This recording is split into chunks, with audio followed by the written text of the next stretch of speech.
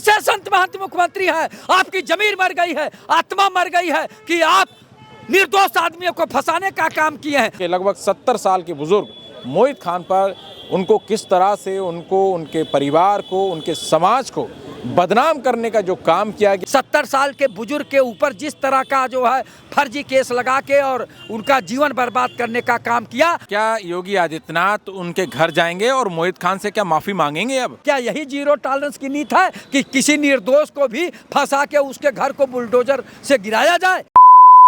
साथियों नमस्कार, मैं वीरेंद्र और आप देख रहे हैं बोलो साथी। 2024 का मोहित खान अयोध्या का वो केस आपने सुना होगा जिस पर आरोप लगाया गया था कि उसने एक नाबालिग बच्ची के साथ गैंगरेप किया है। लेकिन जनवरी 2026 में बाकायदा कोर्ट के द्वारा उनको बाइज्जत बरी कर दिया गया। आपने सुना होगा, जब जो है उस समय देखा होगा आपने किस तरह से भारतीय जनता पार्टी के लोगों को द्वारा ये ढिंढोरा पीटा गया पूरे देश के अलग अलग मंचों पर कि समाजवादी पार्टी कैसी पार्टी है। फिलहाल हम बातचीत करेंगे, हमारे साथ मौजूद हैं। क्या कहेंगे? मोहित खान बाइज्जत बरी हो गए हैं।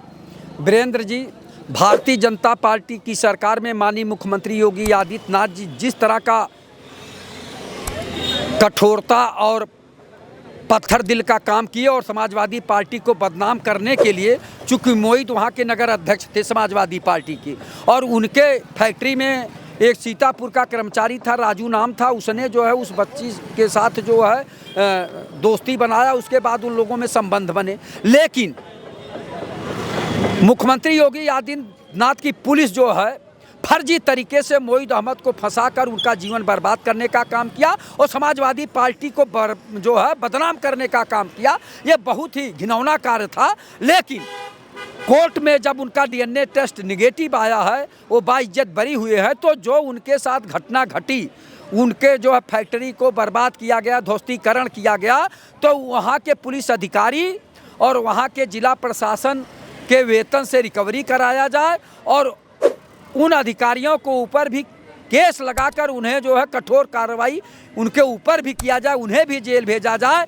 क्या आप अधिकारी होके, कर्मचारी होके, क्या आम जनता के साथ इस तरह का अन्याय अत्याचार करेंगे? सरकार के इशारे पे आपको नैतिकता नहीं दिखाई देती, इंसानियत दिखाई देती और जो है निर्दोष और दोषी नहीं दिखाई देता। जो धरातल पे सब इंस्पेक्टर थे उनको तो देखना चाहिए था कि दोषी कौन है, लेकिन नहीं, जानबूझकर जो है किसी निर्दोष व्यक्ति को फंसाया गया, उनका मान सम्मान जो बर्बाद किया गया, अपमानित किया गया और जीरो टॉलरेंस की नीति माननीय योगी जी करते हैं। क्या यही जीरो टॉलरेंस की नीति है कि किसी निर्दोष को भी फंसा के उसके घर को बुलडोजर से गिराया जाए? ये कहाँ का जो है न्याय है? क्या योगी आदित्यनाथ उनके घर जाएंगे और मोहित खान से क्या माफी मांगेंगे? अब अगर नैतिकता होगी माननीय मुख्यमंत्री जी में तो उनको जाना चाहिए।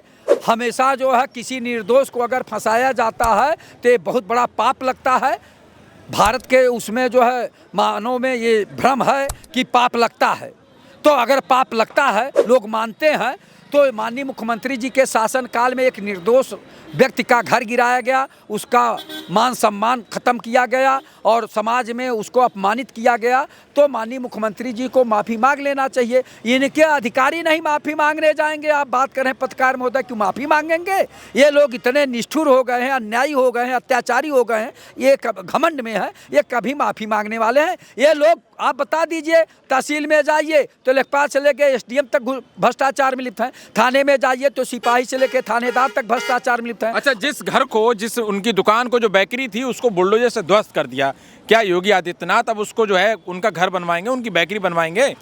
एकदम बनवाना चाहिए। अगर नहीं बनवाते तो न्यायालय ही उन्हें आदेश देगा कि इसको जो है भरपाई करिए, उनका जो है बेकरी बनवाइए, उनका घर बनवाइए। जो आप गलत तरीके से सम्मान तो उनका, लेकिन सम्मान तो उनका वापस नहीं आ सकता। सम्मान तो कभी नहीं आ सकता। जिस व्यक्ति का सम्मान चला गया वो अपने लिए बहुत ही अफसोस में रहता है। 70 साल के बुजुर्ग पर ये आरोप लगाया था, 70 साल उम्र लगभग। भैया, तभी तो कहते हैं कि अत्याचारी सरकार है, अन्यायी सरकार है, संविधान की हत्या कर रही है, लोकतंत्र की हत्या कर रही। भारतीय जनता पार्टी की सरकार जिस तरह का तांडव कर रही है और बार बार आम जनता कहने लगी कि संविधान की हत्या कर रही, लोकतंत्र की हत्या कर रही है, कानून की हत्या कर रही। 70 साल के बुजुर्ग के ऊपर जिस तरह का जो है फर्जी केस लगा के और उनका जीवन बर्बाद करने का काम किया और समाज में अपमानित करने का काम किया, ये भारतीय जनता पार्टी की सरकार जो है घमंड में आ गई है। ये किसी को बख्शने वाली नहीं है, निर्दोषों को फंसाकर उनका जीवन बर्बाद कर रही है और ये अभिव्यक्ति की आज़ादी पर भी पाबंदी लगाने का काम कर रही है। ये तो बहुत हिम्मती और साहसी लोग हैं जो आप लोगों के चैनलों पे सरकार के गलत कामों को जो है बोलते हैं कि ये गलत काम सरकार कर रही है। और भला हो आप लोगों का कि आप लोग भी किसानों की आवाज़, नौजवानों की आवाज़, बेरोजगारों की आवाज़ और भ्रष्टाचार के खिलाफ, महंगाई के खिलाफ आप सरकार के जो कानों तक बात पहुंचाने का काम कर रहे हैं। क्या लगता है कि उस समय जब ये केस आया था तो बाकायदा जो है अखिलेश यादव का फोटो लगा करके मेन स्ट्रीम मीडिया, जिसको गोदी मीडिया कहा जाता है, वो चला रही थी कि अखिलेश ऐसे लोगों को शरण देते हैं।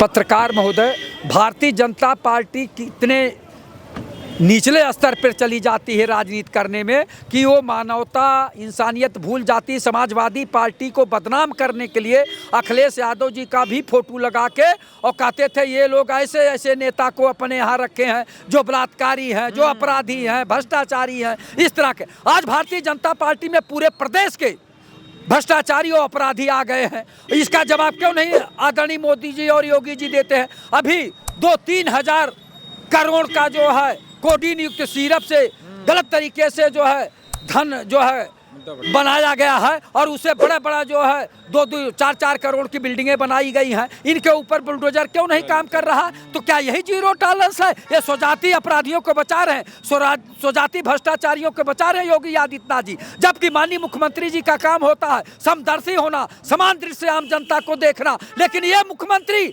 समदर्शी नहीं है, स्वजाति अपराधियों को, स्वजाति भ्रष्टाचारियों को बचाने का काम कर रहे हैं और बने हुए हैं संत महंत मुख्यमंत्री। कैसे संत महंत मुख्यमंत्री हैं? आपकी जमीर मर गई है, आत्मा मर गई है कि आप निर्दोष आदमियों को फंसाने का काम किए हैं। आपकी सरकार, आपकी पुलिस जिस तरह का तांडव किया है निर्दोष व्यक्तियों के साथ, अब जनता बर्दाश्त करने वाली नहीं है। इसका 2027 में अवश्य जवाब देगी। देखिए, तो हम खबर कर रहे थे अयोध्या में जिस तरह से जो है आरोप लगाया गया था मोहित खान को, हालांकि जनवरी 2026 में उनको बाइज्जत बरी कर दिया गया है।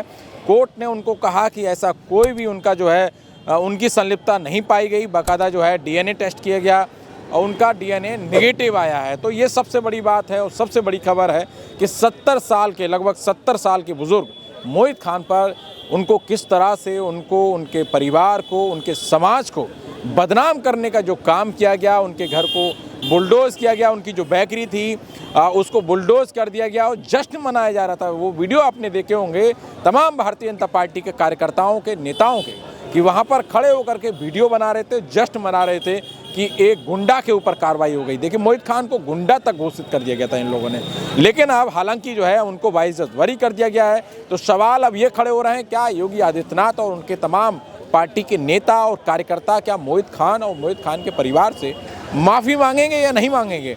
या बेकरी पर जो बुलडोजर चलवाया गया था, बेकरी को जिस तरह से ध्वस्त किया गया था, तो क्या योगी आदित्यनाथ उस बेकरी को बना करके देंगे?